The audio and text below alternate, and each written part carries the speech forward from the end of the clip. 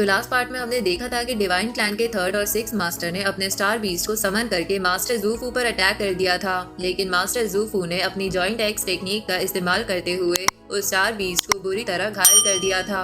अब आगे तो इस पार्ट की शुरुआत में हम देखते हैं कि वो स्टार बीस्ट अपने बाकी बचे सारे हेड्स को दोबारा जोड़कर खुद को रिकवर कर लेता है। रिकवर होते ही उसकी स्ट्रेंथ पहले से भी कई गुना ज्यादा बढ़ जाती है। इसके बाद वो बिना कोई वक्त गवाए अपना पावरफुल क्लॉ अटैक लॉन्च करता हुआ मास्टर ज़ूफू की तरफ बढ़ने लगता है। ये सब देखकर मैक्स भी काफी हैरान था। उसे यकीन ही नहीं हो रहा था कि कुछ ही पल पहले बुरी तरह इंजर्ड हुआ स्टार बीस्ट इतनी जल्दी अपनी पूरी स्ट्रेंथ रिकवर कर चुका था। दूसरी तरफ मास्टर ज़ूफू भी बिल्कुल शांत खड़े अपना अगला अटैक प्रिपेयर कर रहे होते हैं। यूनिवर्स ई के अंदर चल रही इस बैटल में मास्टर ज़ूफू अपनी कई एक्सेस को कंबाइन करके एक और भी पावरफुल जॉइंट एक्स स्ट्राइक तैयार करते हैं। स्टार बीस्ट भी तुरंत अपने क्लॉ अटैक से उस स्ट्राइक को रोकने की कोशिश करता है। हैरानी की बात ये थी कि इस बार वो मास्टर ज़ूफू के अटैक को सक्सेसफुली ब्लॉक कर लेता है। इसी दौरान थर्ड और सिक्स मास्टर अपनी डिवाइन एनर्जी को एक साथ यूज करके स्टार बीस्ट को और भी ज्यादा पावरफुल बना देते हैं। इसी वजह से मास्टर ज़ूफू का अटैक उस पर कोई खास असर नहीं कर पाता। मौका मिलते ही स्टार बीस्ट भी तुरंत पलटवार करता है और मास्टर ज़ूफू पर जबरदस्त क्लॉ अटैक कर देता है। ये देखकर सिक्स मास्टर को लगने लगता है कि शायद मास्टर ज़ूफू की स्ट्रेंथ उतनी खास नहीं है जितनी उन्होंने सोची थी, लेकिन अगले ही पल थर्ड मास्टर की नजर मास्टर ज़ूफू पर पड़ती है और वो पूरी तरह हैरान रह जाता है। असल में इस बार मास्टर ज़ूफू पहले से भी कई ज्यादा पावरफुल अटैक प्रिपेयर कर रहे थे। वो एक या दो नहीं बल्कि 14 एक्सिस की पावर को कंबाइन करके एक टेरिफाइंग स्ट्राइक फॉर्म कर रहे थे। ये देखकर थर्ड मास्टर को अपनी आंखों पर ही यकीन नहीं होता। उसे समझ ही नहीं आ रहा था कि इतनी सारी पावर्स को एक साथ कंबाइन करना आखिर पॉसिबल कैसे है। अगले ही पल मास्टर ज़ूफू अपना वो पावरफुल अटैक रिलीज कर देते हैं। जैसे ही वो स्ट्राइक स्टार बीस्ट से टकराती है वो तुरंत हवा में उछलकर दूर जा गिरता है, लेकिन सिर्फ इतना ही नहीं, उस अटैक की पावर इतनी ज्यादा थी कि स्टार बीस्ट लगातार कई यूनिवर्सेस को तोड़ता हुआ पीछे की तरफ धकेल दिया जाता है, क्योंकि थर्ड और सिक्स मास्टर उस स्टार बीस्ट को कंट्रोल कर रहे थे। इसलिए उस अटैक का इम्पैक्ट उन पर भी सीधा पड़ता है। कुछ ही पलों में स्टार बीस्ट बुरी तरह घायल हो चुका था, लेकिन मास्टर ज़ूफू अभी भी रुकने वाले नहीं थे। वो तुरंत पहले से भी ज्यादा पावरफुल स्ट्राइक प्रिपेयर करना शुरू कर देते हैं। ये देखकर थर्ड मास्टर बिल्कुल दंग रह जाता है। उसे समझ आ जाता है कि मास्टर ज़ूफू हर नए अटैक के साथ अपनी स्ट्रेंथ को और भी ज्यादा इंक्रीज कर रहे हैं। यहाँ तक कि सिटिंग माउंटेन गेस्ट भी ये सब देखकर काफी शॉक हो जाते हैं। वो महसूस कर लेते हैं कि मास्टर ज़ूफू का रिलीम पहले से काफी ऊपर पहुंच चुका है। इधर मैक्स को तो कुछ भी समझ नहीं आ रहा था। उसके लिए ये बैटल किसी अलग ही लेवल की थी। उसे ऐसा लग रहा था जैसे मास्टर ज़ूफू बाकी सभी सुप्रीम मास्टर से बिल्कुल ही अलग लेवल पर खड़े हो।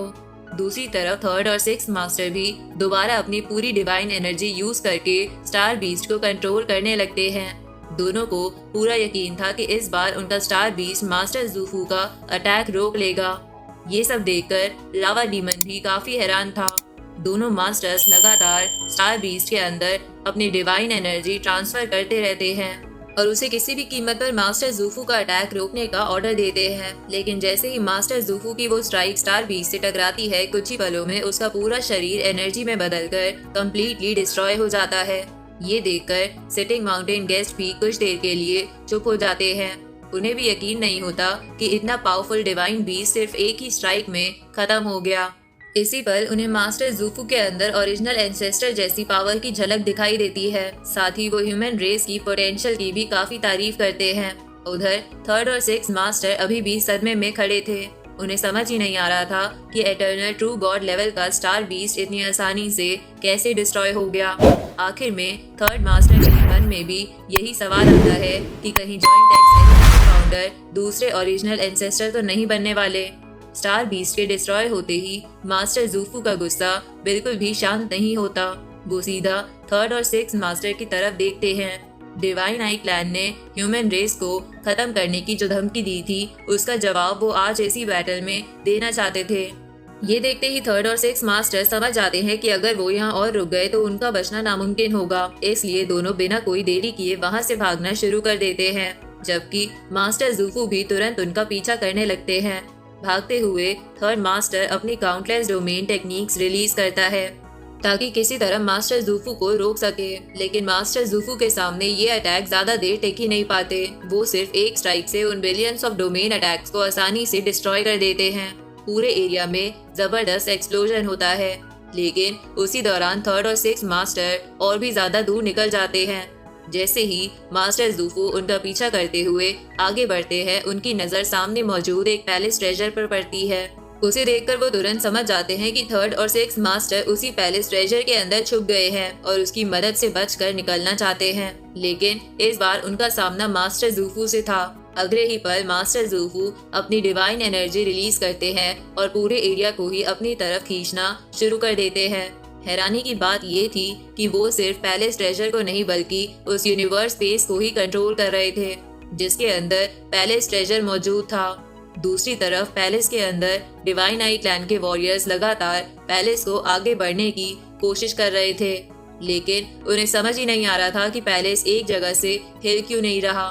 कुछ ही देर में थर्ड और सिक्स मास्टर को भी एहसास हो जाता है कि उनका पैलेस ट्रेजर पूरी तरह मास्टर जूफू की पावर के अंदर फंस चुका है। सिचुएशन को देखकर सिक्स मास्टर तुरंत थर्ड मास्टर को अपने हिडन स्पेस के अंदर छुपने के लिए कहता है। इसके बाद वो खुद पैलेस से बाहर आता है और मास्टर जूफू से बात करने की कोशिश करता है। वो बताता है कि डिवाइन आई क्लैन की स्ट्रेंथ ह्यूमन रेस से काफी कम हो चुकी है और अब इस बैटल को यहीं खत्म कर देना चाहिए। लेकिन मास्टर जूफू उसकी बात से बिल्कुल भी प्रभावित नहीं होते। इसके बदले वो एक शर्त रखते हैं। वो कहते हैं कि अगर डिवाइन आई क्लैन सच में ये वॉर खत्म करना चाहता है तो उन्हें अपने सुप्रीम पैलेस लेवल ट्रेजर्स उनके हवाले करने होंगे। वॉर को रोकने का यही एक तरीका था। साथ ही वो ये भी बताते हैं कि अगर ऐसा नहीं हुआ तो वो इन्हीं अपोनेंट्स को यूज करके अपनी जॉइंट एक्स टेक्निक को और भी ज्यादा इम्प्रूव करते रहेंगे। ये सुनकर सिक्स मास्टर समझ जाता है कि अब उनके पास कोई और रास्ता नहीं बचा है। आखिरकार वो मजबूरी में मास्टर जूफू की शर्त मान लेता है और डिवाइन आई क्लैन की तरफ से 3 सुप्रीम पैलेस लेवल ट्रेजर्स उन्हें दे देता है। ट्रेजर्स मिलते ही मास्टर जूफू अपना वादा निभाते हैं और इस बैटल को वही खत्म कर देते हैं। दूसरी तरफ थर्ड और सिक्स मास्टर भी बिना कोई वक्त गवाए वहां से चले जाते हैं। इसके बाद मास्टर जूफू सिटिंग माउंटेन गेस्ट और लावा डीमन के पास पहुंचते हैं। वहां वो दोनों से रिक्वेस्ट करते हैं कि आज की बैटल में उन्होंने अपनी जो असली स्ट्रेंथ दिखाई है उसके बारे में किसी को भी पता नहीं चलना चाहिए। सिटिंग माउंटेन गेस्ट उनकी बात से सहमत हो जाते हैं। वहीं लावा डीमन भी बताता है कि डिवाइन आई क्लैन को इस बैटल में इतना बड़ा नुकसान हुआ है कि वो खुद भी इस खबर को यूनिवर्स में फैलाना नहीं चाहेंगे। इतना कहने के बाद मास्टर जूफू वहां से चले जाते हैं, जबकि मैक्स अभी भी इस पूरी बैटल के बारे में सोच रहा था। उसने पहली बार किसी सुप्रीम मास्टर की असली पावर को इतनी नजदीक से देखा था। बैटल खत्म होने के बाद सिटिंग माउंटेन गेस्ट की नजर मैक्स पर पड़ती है। वो समझ चुके थे कि इस बैटल ने मैक्स पर काफी गहरा असर छोड़ा है, इसलिए वो उससे पूछते हैं कि इस पूरी फाइट को देखने के बाद उसके मन में क्या चल रहा है। इस पर मैक्स बताता है कि ओरिजिनल यूनिवर्स के अंदर सुप्रीम मास्टर्स की असली स्ट्रेंथ कभी देखने को नहीं मिलती, क्योंकि ओरिजिन विल हमेशा उनकी पावर को सप्रेस करता रहता है। लेकिन आज यूनिवर्स ई के अंदर उसने अपनी आंखों से देखा था कि जब किसी सुप्रीम मास्टर पर कोई रिस्ट्रिक्शन ना हो तो वो कितना टेरिफाइंग हो सकता है। मैक्स आगे बताता है कि ओरिजिनल यूनिवर्स और यूनिवर्स ई के बीच सबसे बड़ा फर्क भी यही है। यूनिवर्स ई के अंदर ओरिजिन विल का डायरेक्ट कंट्रोल नहीं होता। इसी वजह से यहाँ सुप्रीम मास्टर्स बिना किसी सप्रेशन के अपनी पूरी स्ट्रेंथ के साथ फाइट कर पाते हैं। साथ ही इस बैटल को देखकर उसे ये भी एहसास हो गया था कि उसके और उन सुप्रीम मास्टर्स के बीच अभी भी बहुत बड़ा गैप मौजूद है। ये सुनकर सिटिंग माउंटेन गेस्ट मैक्स को सुप्रीम मास्टर से जुड़ी एक इम्पोर्टेंट बात बताते हैं। वो समझ जाते हैं कि जब तक कोई कल्टीवेटर सुप्रीम मास्टर नहीं बनता तब तक ओरिजिनल यूनिवर्स उसे प्रोटेक्ट करता है और ओरिजिन विल उसकी ग्रोथ में मदद करता है। लेकिन जैसे ही कोई सुप्रीम मास्टर बन जाता है उसका मिनिएचर यूनिवर्स धीरे धीरे ओरिजिनल यूनिवर्स से अलग होकर यूनिवर्स सी में इंडिपेंडेंटली एग्जिस्ट करने लगता है और उसी पल से ओरिजिन विल उस कल्टीवेटर को प्रोटेक्ट करना बंद कर देता है, बल्कि उसके बाद वही ओरिजिन विल उसे लगातार सप्रेस करना शुरू कर देता है। इतना बताने के बाद sitting mountain guest human original ancestor का जिक्र करते हैं। वो बताने ही वाले होते हैं कि ह्यूमन ओरिजिनल एंसेस्टर आखिर इतने खास क्यों थे, लेकिन अगले ही पल अचानक रुक जाते हैं। मैक्स भी तुरंत क्यूरियोसिटी के साथ उनसे पूछता है कि आखिर ह्यूमन ओरिजिनल एंसेस्टर में ऐसी क्या बात थी, लेकिन सिटिंग माउंटेन गेस्ट फिलहाल इस टॉपिक पर कुछ भी बताने से मना कर देते हैं। उनका मानना था कि अभी मैक्स के लिए ये बात जानने का सही समय नहीं आया है। इसके बाद sitting mountain guest crazy demon armour max को वापस दे देते हैं और बताते हैं कि अब ये आर्मर पूरी तरह रिपेयर हो चुका है। मैक्स तुरंत अपने मास्टर का शुक्रिया अदा करता है और क्रेजी डीमन आर्मर पहन लेता है। आर्मर पहनते ही उसके पूरे शरीर से एक जबरदस्त किलिंग ऑरा निकलने लगता है, जिसे देखकर खुद मैक्स भी काफी इम्प्रेस हो जाता है। उसी दौरान सिटिंग माउंटेन गेस्ट बात का टॉपिक बदलते हुए स्टार टावर के अंदर मौजूद सीक्रेट पैटर्न्स के बारे में बताते हैं। उनके मुताबिक ये कोई ऑर्डिनरी टेक्निक्स नहीं बल्कि यूनिवर्स की हाईएस्ट लेवल इनहेरिटेंस में से एक है। वो मैक्स को बताते हैं कि अगर फ्यूचर में वो इन सीक्रेट पैटर्न्स को पूरी तरह मास्टर करके यूनिवर्स लॉर्ड बन गया तो जिन सुप्रीम मास्टर्स के पास सुप्रीम ट्रेजर नहीं होगा उनके सामने भी वो बराबरी से खड़ा हो सकेगा। इसलिए सिटिंग माउंटेन गेस्ट को मैक्स से काफी उम्मीदें थी और वो उस दिन का इंतजार करने की बात करते हैं। इसके बाद दोनों वहां से आगे की तरफ निकल जाते हैं। रास्ते में मैक्स मन ही मन एक इम्पोर्टेंट फैसला करता है।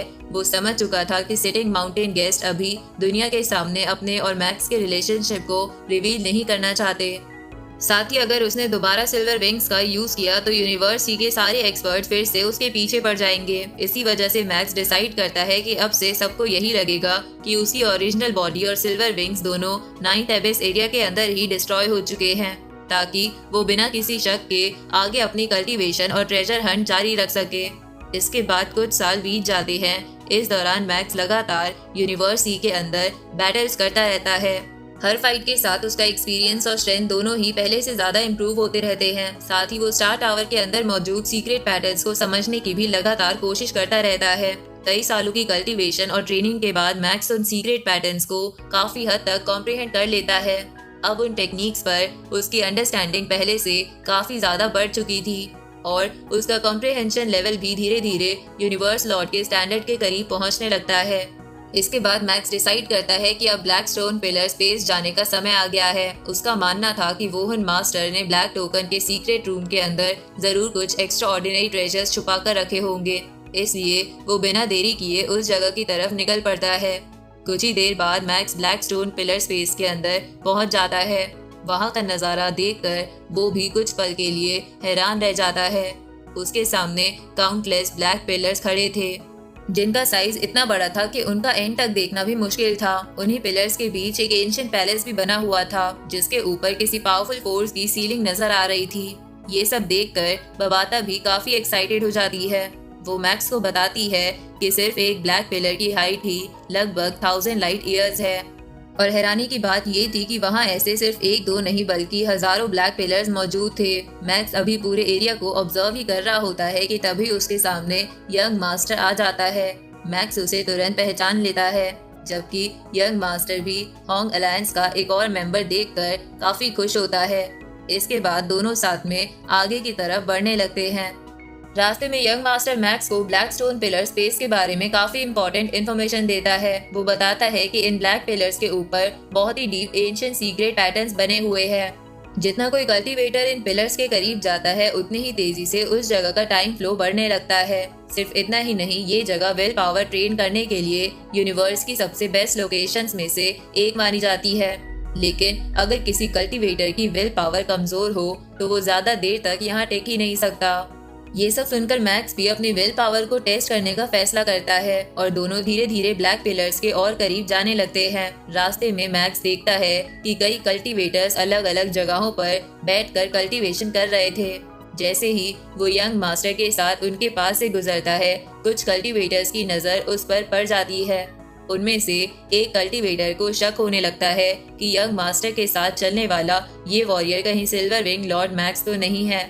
लेकिन दूसरा कल्टीवेटर तुरंत उसकी बात को गलत बताता है। उसके मुताबिक लगभग 600 साल पहले silver wing lord Max Vaughan master के साथ नाइन्थ एबिस एरिया में बैटल करते हुए डिस्ट्रॉय हो चुका था। हाँ, इतना जरूर था कि आज तक किसी को ये पता नहीं चल पाया था कि उसके डिस्ट्रॉय होने के बाद सिल्वर विंग्स और डिवाइन आर्मर आखिर किसके हाथ लगे। इधर बबाता मैक्स से कहती है कि वोहन मास्टर का सीक्रेट रूम इन्हीं ब्लैक पिलर्स के अंदर कहीं छुपा हुआ होगा। अब सिर्फ ये पता लगाना बाकी था कि उसका ब्लैक टोकन किस पिलर के साथ मैच करता है। दूसरी तरफ यंग मास्टर भी मैक्स को देखकर अंदर ही अंदर काफी हैरान था। वो सोच रहा था कि उसने सालों तक इस जगह पर ट्रेनिंग की है और सिर्फ यहाँ फ्रीली फ्लाई करना सीखने में ही उसे बहुत लंबा समय लग गया था, जबकि मैक्स को यहाँ आए ज्यादा वक्त भी नहीं हुआ था। फिर भी वो बिना किसी मुश्किल के उसके साथ इतने डीप एरिया तक पहुँच गया था। आगे बढ़ते हुए मैक्स भी यहाँ के एनवायरनमेंट को महसूस कर रहा था। वो बताता है कि इस जगह का टाइम फ्लो वाकई बहुत ही टेरिफाइंग है और अब तक ये नॉर्मल स्पीड से लगभग 200 टाइम्स ज्यादा फास्ट हो चुका है। इस पर यंग मास्टर मैक्स को और भी अंदर की तरफ एक जगह दिखाता है और बताता है कि वो यूनिवर्सिटी के स्ट्रॉन्गेस्ट एक्सपर्ट्स में से एक लॉर्ड बेईजी की कल्टीवेशन स्पॉट है। कहा जाता है कि उस जगह पर टाइम फ्लो नॉर्मल से लगभग 1,30,000 टाइम्स ज्यादा फास्ट है। ये सुनकर मैक्स और बबाता दोनों ही काफी शॉक हो जाते हैं। उन्हें यकीन ही नहीं होता कि यूनिवर्स के अंदर ऐसी भी कोई जगह हो सकती है जहां वक्त इतनी अनइमेजिनेबल स्पीड से फ्लो करता हो। इसके बाद यंग मास्टर लॉर्ड बेईजी के बारे में भी बताता है। उसके मुताबिक लॉर्ड बेईजी सिर्फ पावरफुल ही नहीं बल्कि काफी अच्छी पर्सनालिटी वाले एक्सपर्ट भी हैं। वो अपनी टेक्निक्स और एक्सपीरियंस दूसरे कल्टीवेटर्स के साथ शेयर करते हैं और जरूरत पड़ने पर उन्हें गाइड भी करते हैं। लेकिन यूनिवर्सिटी का एक और स्ट्रॉन्गेस्ट एक्सपर्ट क्रूएल डीमन बिल्कुल उनके अपोजिट है। यंग मास्टर बताता है कि क्रूएल डीमन काफी शॉर्ट टेम्पर्ड और डेंजरस नेचर का है, इसलिए यूनिवर्सिटी में ज्यादा लोग उससे पंगा लेना पसंद नहीं करते। बातें करते करते दोनों और भी अंदर की तरफ बढ़ते रहते हैं। इधर ब्लैक पिलर्स के पास कल्टीवेशन कर रहे कई कल्टीवेटर्स की नजर भी धीरे धीरे मैक्स पर जाने लगती है। उनमें से एक फीमेल कल्टीवेटर मैक्स को देखकर काफी हैरान होती है। उसे यकीन ही नहीं हो रहा था कि एक ह्यूमन इतनी आसानी से इतनी डीप एरिया तक पहुंच सकता है। कुछ देर बाद यंग मास्टर एक जगह रुक जाता है। वो बताता है कि वो हमेशा इसी जगह पर अपनी विल पावर की ट्रेनिंग करता है और उसकी लिमिट फिलहाल यहीं तक है, इसलिए वो मैक्स के साथ इससे आगे नहीं जा सकता। मैक्स यंग मास्टर का शुक्रिया अदा करता है और उससे अलग होकर अकेला ही आगे बढ़ने लगता है। ये देखकर आसपास कल्टीवेशन कर रहे सभी वॉरियर्स काफी हैरान रह जाते हैं। उन्हें समझ आ रहा था कि मैक्स की विल पावर किसी ऑर्डिनरी कल्टीवेटर से कहीं ज्यादा पावरफुल है। आगे बढ़ते हुए मैक्स बताता है कि अब उस जगह का टाइम फ्लो लगभग 1500 टाइम्स तक पहुंच चुका है। इसके बावजूद भी वो रुकने का नाम नहीं लेता और धीरे धीरे और भी अंदर की तरफ बढ़ता रहता है। इधर दूसरे कल्टीवेटर्स का शक भी अब धीरे धीरे यकीन में बदलने लगता है। उन्हें लगने लगता है कि यंग मास्टर के साथ चलने वाला ये वॉरियर वाकई सिल्वर विंग लॉर्ड मैक्स ही है। इधर सभी कल्टीवेटर्स की नजर अब मैक्स पर ही टिकी हुई थी। किसी को भी उम्मीद नहीं थी कि एक ह्यूमन इतनी आसानी से ब्लैक स्टोन पिलर्स के इतने डीप एरिया तक पहुंच जाएगा। लेकिन मैक्स किसी की परवाह किए बिना धीरे धीरे आगे बढ़ता रहता है। जैसे जैसे वो अंदर जाता है उस पर पड़ने वाला प्रेशर भी लगातार बढ़ता चला जाता है। फिर भी उसके कदम एक बार भी नहीं रुकते। कुछ देर बाद टाइम फ्लो लगभग 3000 टाइम्स तक पहुंच जाता है। इतनी टेरिफाइंग स्पीड पर आम यूनिवर्स लॉर्ड्स के लिए एक कदम आगे बढ़ना भी मुश्किल था, लेकिन मैक्स अपनी विल पावर के दम पर वहां भी खुद को संभाले रखता है। हालांकि कुछ और दूर जाने के बाद मैक्स को भी महसूस होने लगता है कि वो अपने लिमिट के करीब पहुंच चुका है। अगर वो जबरदस्ती और आगे बढ़ने की कोशिश करता तो उसकी कॉन्शियसनेस पर काफी बुरा असर पड़ सकता था, इसलिए वो फिलहाल वहीं रुककर कल्टीवेशन करने का फैसला करता है। मैक्स का मानना था कि अगर उसकी विल पावर और स्ट्रॉन्ग हो गई तो फ्यूचर में वो इससे भी ज्यादा डीप एरिया तक पहुंच पाएगा। इधर आसपास कल्टीवेशन कर रहे एक्सपर्ट्स भी मैक्स को देखकर काफी हैरान थे।